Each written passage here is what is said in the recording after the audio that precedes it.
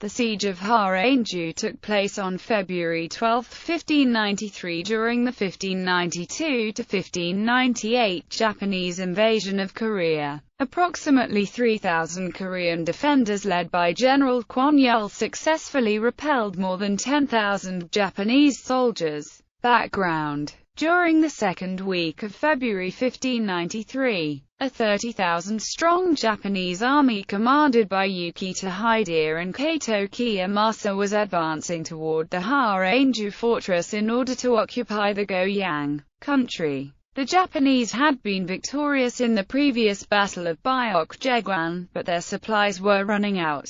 Due to Yi Sun-sin's role in preventing supply ships from landing on the western coast of the Korean peninsula, therefore, it was crucial for the Japanese forces to finish the siege quickly. Kwon Yul's preparations. Meanwhile, Kwon Yul gathered about 2,300 men, including Jo Jyong, Seon Geoi, and Heouk's reinforcements, as well as Kim Cheon-il's militia and Sheo Young's warrior monks, and left his base at Doksan, near Suwon. He later arrived at the Haengju, totaling 3,000 men. While called a mountain, it is more accurately termed a hill, being only 413 feet high above sea level. On arrival, Kwon Yul's army built field fortifications, consisting of 10-foot-high earthen walls reinforced by a wooden palisade. The construction took 3 days.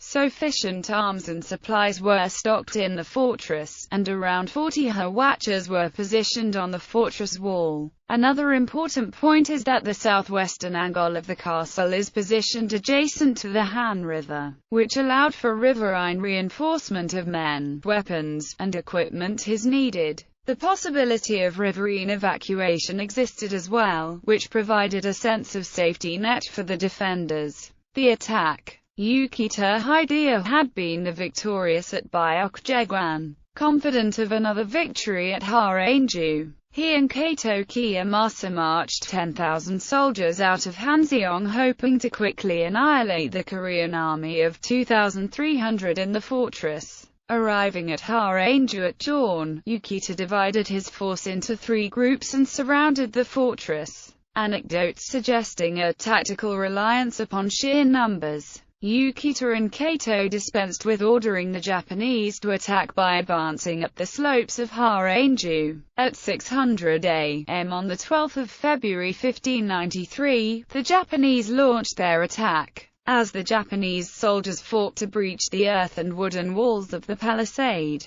the Koreans hurled boulders and tree trunks from their defensive positions, and fired arrows, arquebuses, mortars, and storms of explosive hwachas rocket arrows into the massed ranks of the attackers. Although the Japanese overran the first line of defense, they could not break through the remaining defenses. A total of 9 assaults were ordered against the Korean positions. On the western spur of the mountain fortress, a sign stands that describes a moment in the battle late in the afternoon, when the Japanese forces nearly achieved penetration in the sector defended by warrior monks. This perilous situation was overcome when a contingent under Kwon Yul reinforced that spur even as it was disintegrating. Archers were running low on arrows and there was doubt whether or not another charge could be stopped. That is when a boat arrived on the south side of the river fortress carrying thousands of arrows. With the arrows being passed around, morale improved along the ramparts.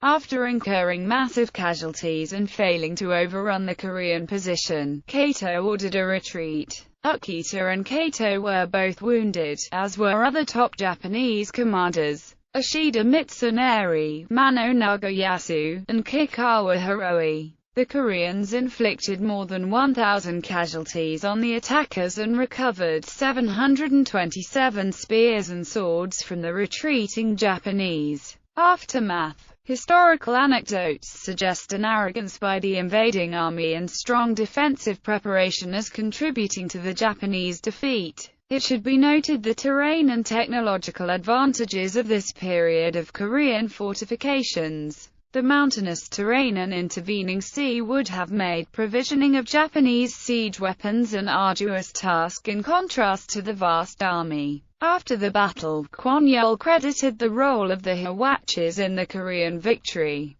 The Korean fortifications were situated atop a steep hill, and during this period the Japanese employed a preferred traditional of dense troop deployment common to armies throughout the world and were thus ideal targets for the Korean Hwachis, mortars and other large area defenses. Historically, Koreans credit and view Kwon-yeol as a strong tactical leader who, with those under his command, maintained high morale during the defensive siege at the Battle of Haengju. After the war, in 1602, King Seonjo erected a monument honoring General Kwon-yeol and the fighters at Haengju Fortress. But this monument was destroyed during the Korean War. From the 1960s to the mid-1990s, the Korean government constructed another memorial, now at Haengju Fortress, which is open to tourists.